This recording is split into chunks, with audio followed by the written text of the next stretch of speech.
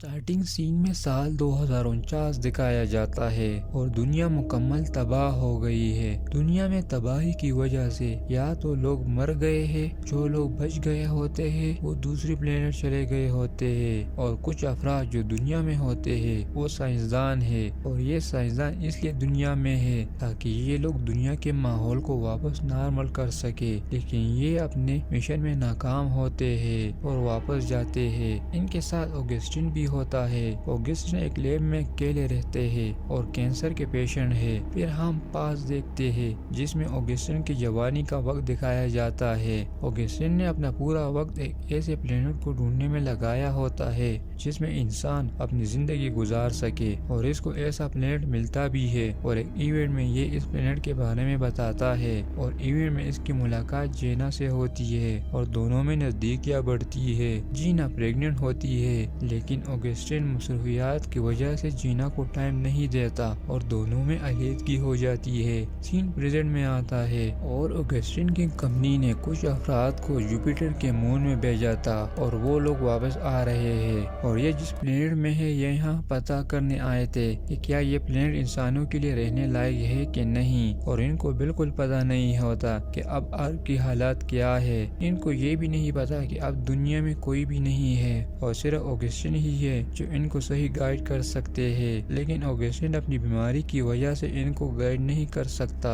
اور اس کو ان کے بارے میں مکمل جانکاری نہیں ہوتی، مگر جب یاد کرنے کی کوشش کرتا ہے تو اس کو یاد آ جاتا ہے کہ یہ اسپیس شپ ان کی کمپنی نے بھیجا تھا۔ سین بدلتا ہے اور ہم اسپیس شپس کو دیکھتے ہیں اور اس میں گروپ ممبر کو جس میں ایک لڑکی اور کچھ اور افراد ہے، اور یہ لوگ کافی وقت سے ارض پر رابطے کی کوشش کر رہے تھے، اور آخرکار ان کا رابطہ اوگسٹن سے ہوتا ہے اور اوگسٹن ان کا ویٹ کرتا ہے کیونکہ ان سے رابطہ اب 11 گھنٹے بعد ہوگا۔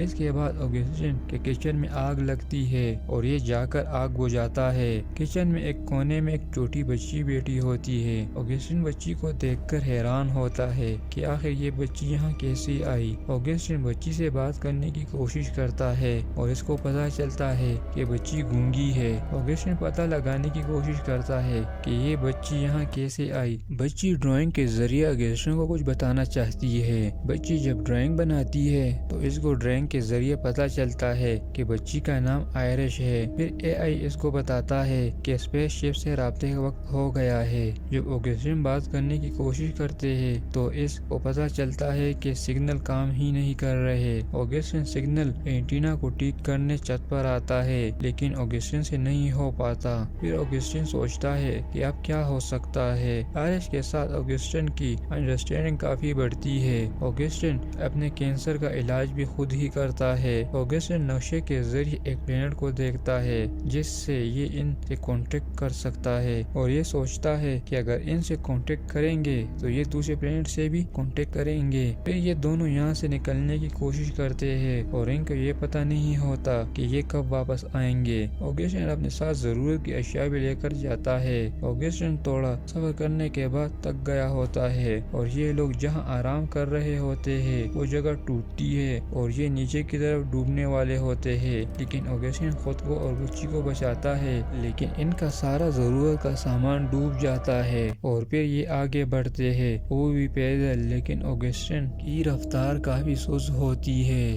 چلتے چلتے اس کی طبیعت بگڑتی ہے اور برفیلی طوفان بھی آتا ہے۔ تیز طوفان کی وجہ سے ان کو کچھ بھی نظر نہیں آتا اور اوگسٹن سے آئرش کا ہاتھ چھوٹ جاتا ہے، اور ایسا ہونے پر یہ بہت پریشان ہوتا ہے اور بچے کو ڈھونڈنے لگتا ہے، لیکن ڈھونڈنے کے بعد بچی اوگسٹن کو مل جاتی ہے اور دونوں اپنے مطلوبہ جگہ پر پہنچ جاتے ہیں۔ اسپیس شپ والے کا رابطہ جب نہیں ہوتا تو یہ سمجھتے ہیں کہ شاید ہم اپنا راستہ بھٹک گئے ہو، اور پھر سارے فیصلہ کرتے ہیں کہ ہماری ڈائریکشن غلط ہے اور صحیح ڈائریکشن ڈھونڈیں گے۔ اس راستے کے بارے میں ان کو کچھ پتہ نہیں ہوتا کہ آگے جاتے ہوئے ہمارے ساتھ کیا ہوگا، لیکن پھر بھی یہ اپنا شپ اس راستے پر لے کر جاتے ہیں۔ اوگسٹن ان سے کانٹیکٹ کرنے کی کوشش کرتا ہے اور اسپیس شپ والوں کو ارض کے بارے میں بتاتا ہے، اور پھر اسپیس شپ والوں سے ان کا رابطہ منقطع ہوتا ہے کیونکہ اسپیس شپ والوں کا کنیکشن میں فالٹ آتا ہے، اور سیلی فیصلہ کرتی ہے اور کہتی ہے کہ میں شپ سے باہر جا کر اینٹینا ٹھیک کروں گی۔ باہر کی جگہ خطرناک ہوتی ہے کیونکہ شپ کے باہر ارد گرد پتھر ہوتے ہیں۔ سیلی اپنے پارٹنر کے ساتھ اینٹینا کو ٹھیک کرنے جاتی ہے اور اینٹینا ٹھیک کرتے ہیں، لیکن پھر سے ایک پتھر اینٹینا سے ٹکراتا ہے اور دوبارہ سے اینٹینا ٹوٹتا ہے اور پھر شپ بڑے پتھر سے ٹکراتا ہے اور یہ زخمی ہوتے ہیں اور ایک بندے کی موت بھی ہوتی ہے، مگر سیلی اس سب کے باوجود اینٹینا ٹھیک کرتی ہے اور اگسٹین سے بات کرتے ہیں اور اگسٹین ان کو بتاتا ہے کہ ارتھ بالکل خالی ہے، یہاں پر کوئی بھی نہیں ہے اور سب لوگ دوسرے پلانٹ پر چلے گئے ہیں اور تم لوگ K-23 پلانٹ پر چلے جاؤ اور وہاں پر لوگ آسانی سے رہ سکتے ہیں۔ اگسٹین کو جب پتا چلتا ہے کہ یہ لوگ اپنا راستہ بھول گئے ہیں تو یہ ان کو صحیح راستہ بتاتا ہے اور کہتا ہے کہ تم لوگوں کو K-23 پلانٹ پر جانا چاہیے۔ سیلی یہ بات اپنے گروپ ممبر کو بتاتی ہے تو سب کافی پریشان ہوتے ہیں۔ کچھ گروپ ممبر اس بات پر راضی بھی نہیں ہوتے کہ یہ دوسرا پلانٹ پر جائیں گے۔ اسپیس شپ کا پائلٹ یہ سمجھتا ہے کہ اس کی بیوی ابھی بھی ارتھ پر ہے۔